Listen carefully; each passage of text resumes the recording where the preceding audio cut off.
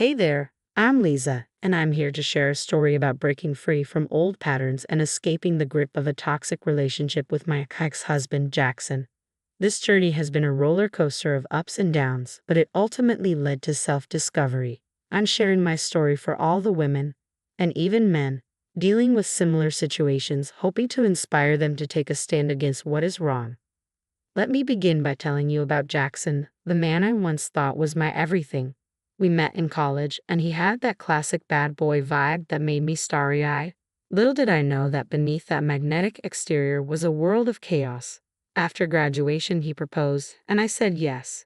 If I could go back in time, that's the moment I would change. Neither of us had a real job, and we were barely scraping by with low-paying gigs that could hardly cover rent for our tiny apartment.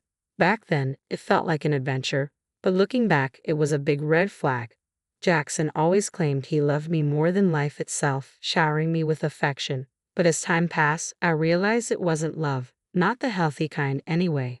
It was an obsession. He was insanely jealous and overbearingly possessive, qualities I initially mistook for protectiveness.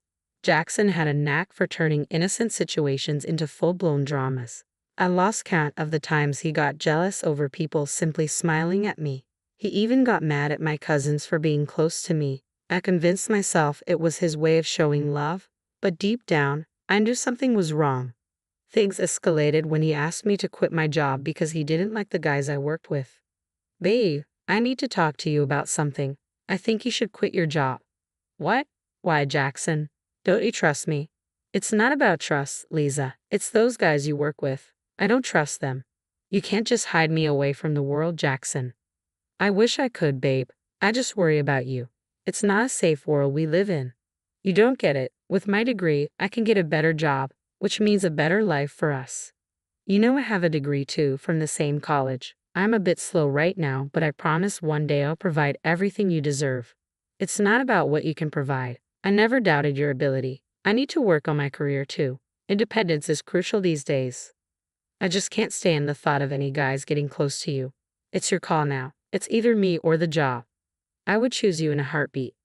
I couldn't believe I had been such a fool to leave my job just because he asked me to. At first, it seemed like he cared so much, taking care of our finances and everything.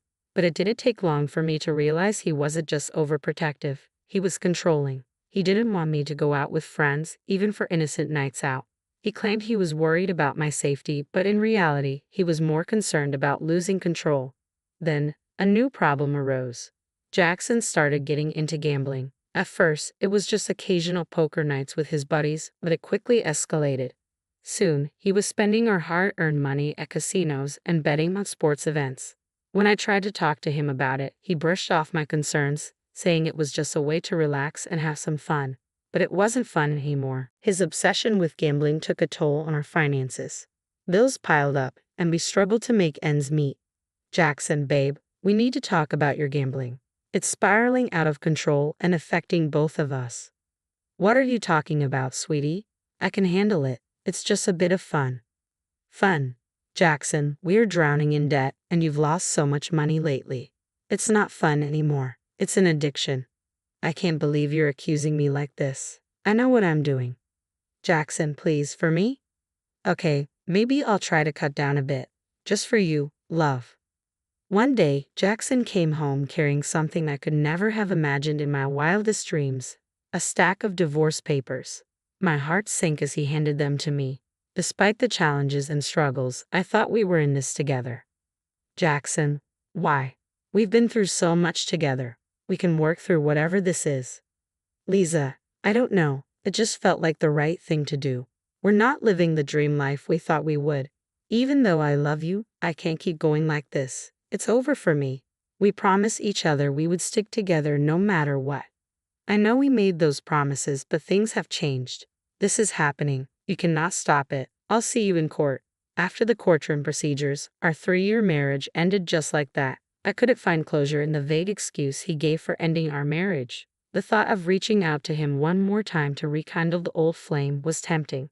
I couldn't bring myself to give up just yet. I decided to make up a reason to talk to him, claiming he had left some belongings at our old apartment. It was a silly excuse, but I needed to hear his voice to understand what had gone wrong. I dialed his number. The phone rang and rang, but Jackson did not pick up.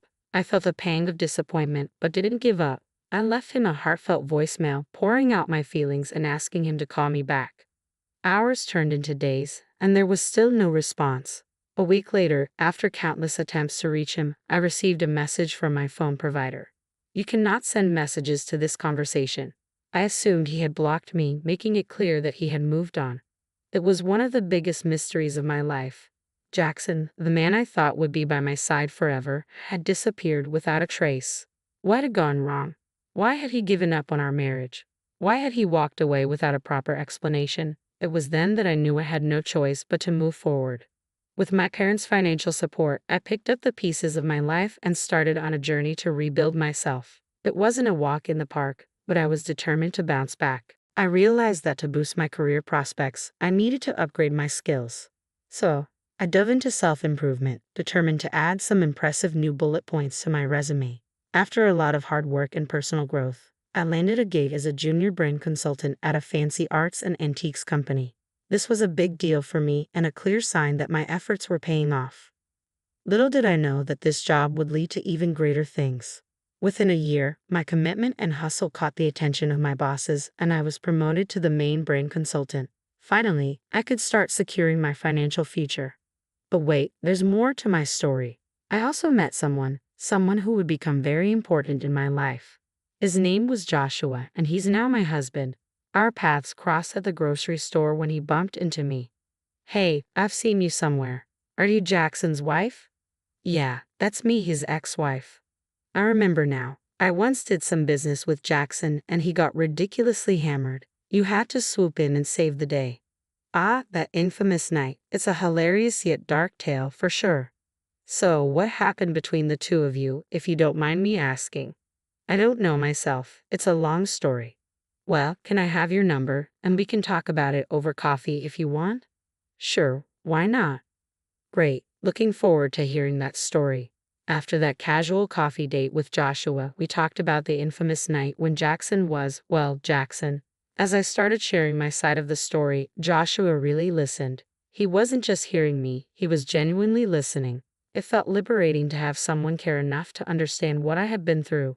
Joshua helped me see that Jackson was a textbook narcissist and that I had been stuck in a toxic and abusive situation for far too long. It was eye-opening. We kept meeting up, sometimes for a bite or just to hang out. Joshua treated me with respect, something I had almost forgotten. He patiently let me heal and grow, never pushing me to talk, but always being there when I needed to vent. Gradually, I started falling for him, not just because he had been a great listener when I needed to talk about my Jackson drama, but also because he was an amazing person, funny, kind, and down to earth. We had this connection that felt like it was meant to be. One day, as we were lounging in a park, he looked at me and said, "You deserve to be happy, Lisa. You deserve someone who loves you for who you are." That's when it hit me. He was talking about himself too. After 2 blissful years of dating, Joshua finally got down on one knee and asked me to marry him. You can imagine how over the moon happy I was. My parents were thrilled too, and it felt like the fresh start I had been waiting for. A man with stability, a fantastic personality, and a heart full of love. What more could a girl ask for? It was like the universe had aligned all my lucky stars in my favor. During those 2 years, everything was falling into place. I was excelling at work and living the dream life I had always imagined. Out of the blue, when I was riding high on this cloud of happiness, something came along to shake things up. It was one of those moments when you realize that life is not a straight line. The day after my wedding, on my first day back at work as Mrs. Lisa Baker, I noticed a cake on my desk. My first thought was that it was probably from one of my friends, a belated congratulations for the wedding or something.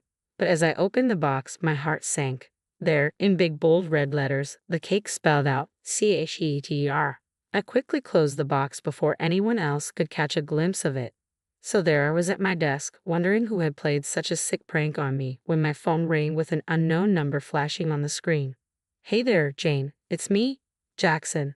I can't believe you're calling after all this time. Where have you been? This is unbelievable. Wait, did you send me the cake?" "Yeah, I did. Well, it's not a catch-up, to be honest. Consider it a loyalty test. I wanted to see if you would still pick up when I call you, for old time's sake." A loyalty test, I thought you would still be mine. And you just moved on. I was right after all. Look at you. I knew I couldn't trust you. You belong to the streets. Jackson, are you hearing yourself? You're the one who divorced me without any reason.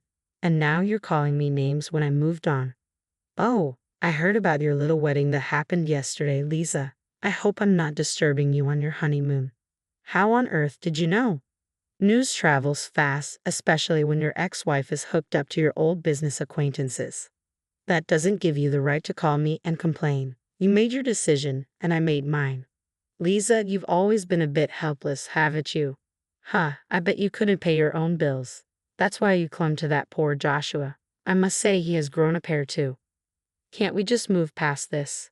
Just check your messages. I just sent you a picture. I couldn't believe it. Jackson had sent me a picture of his laptop screen displaying his bank account balance, showing a total of $300,000. Where did all this money come from?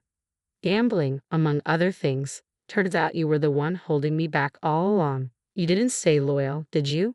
Remarried an old friend, eh? You always were a bit of a loser, and you weren't doing so well financially. I assume that's why you married Joshua, right? Some things never change. You will always be the same, Lisa, forever struggling and needing help. Well, have fun staying poor. You know what, Jackson? I don't need this. Don't you ever try to contact me again. You are just history to me now. Bye. Be careful choosing your words, Lisa. I slammed the phone down on Jackson. What was he even going on about? A loyalty test. It felt like he had been treating my life as some sort of joke for the past 3 years. It was becoming increasingly clear that he had always been a narcissist, but it had taken me this long to see it. Strangely, I didn't mention the encounter with Jackson to Joshua. We had just celebrated our wedding day, and I didn't want to spoil our happiness. After that creepy Jackson encounter, I started feeling unsafe, as if he might want to harm me. But I kept it to myself and eventually pushed it aside, hoping it would fade away. Then 6 months later, something totally nuts happened. One quiet Sunday night, Joshua and I were chilling at home, watching a movie. Suddenly, the doorbell rang, and I answered it cautiously. Guess who it was? A sloshed Jackson, smelling like a brewery. I was shocked and scared. Why was he here, and what was he up to? Joshua stepped in, all protective, but we were both baffled and uneasy. I need to talk to Jane. Jackson, you're drunk. Go away. We do not want you here. Not now, not ever. Please just let me. Jackson, please just go, buddy. She's not your wife anymore. I need to talk to her. Jackson, leave now, or I might have to call the cops. I admit that a part of me was worried about Jackson. His life had taken a nosedive, and it did stir up a tad bit of concern. But let's be real, it was not my problem anymore. After everything he had put me through, all I had for him was pure hatred. Once Jackson was gone, I decided to open up to Joshua about the phone call. It was a difficult conversation, but Joshua proved to be my rock. He had my back, no questions asked. He made me feel safe, assuring me there was nothing to fear. The next day, Joshua was at work, and I found myself alone at home. My phone rang, and it was Jackson calling again. What's the deal, Jackson? Why are you calling me now? Lisa, I need to apologize for everything I put you through. An apology after all these years? What brought this on? I always believed no amount of therapy could ever fix you because you're so messed up. Lisa, I'm in a tough spot. I need some financial help. I know you might not have much, but… Financial help? I knew this wasn't so innocent. Calling me poor, remember? You always thought I lacked potential and control over my life. That's why you tried to manipulate me. But you know what, Jackson? Check your messages. I hung up on Jackson, then sent him a picture of my bank balance, $600,000, double what he had in his account a while back. Jackson called me up again, this time crying. Lisa, darling, I'm genuinely sorry for mistreating you and trying to control you. Where did you get all this money from? Stop crying in front of me, it's pathetic. Where I got my money is simple. I earned it. I'm a brand consultant now. Oh my God, Lisa, can you please help me? I've lost everything to gambling. I can't afford a place to stay. I beg you, honey, this could be a game changer for me. Funny how the tables turn, isn't it? Look at you now, almost homeless with a gambling addiction and a narcissistic personality. No family, no friends, nothing. Meanwhile, here I am with a great job, a loving husband, and a happy home. Who's the problematic one now, you toxic piece of trash? Lisa, please, I'm in real trouble here. I need help. No more chances, Jackson. How can you even think I would help you after all you did? This is it. One more call, and I'm taking serious action against you. Lisa, please, just wait. We're done for good, Jackson. It's been a month since that call with Jackson, and it's safe to say he's been nowhere in sight. Back when I was with Jackson, I thought love was this intense, burning, red kind of thing. He had me convinced that it had to be all fiery and passionate. But you know what? Now, with Joshua, I've learned that love is not like that at all. Real love is more like a warm, steady, golden glow. It's not about drama or control. It's about support and lifting each other up. But I can't help but think about all the men and women out there going through similar situations, stuck in a toxic cycle with their exes. I want to tell them this: break free from that pattern. Your ex might make you feel worthless and convince you there is nothing better out there for you, but let me be clear. There is. You deserve all the happiness, love, and success in the world. Just like I found it, you can too. It's not easy and it takes time, but you're worth it. Do not let anyone drag you down or make you doubt yourself.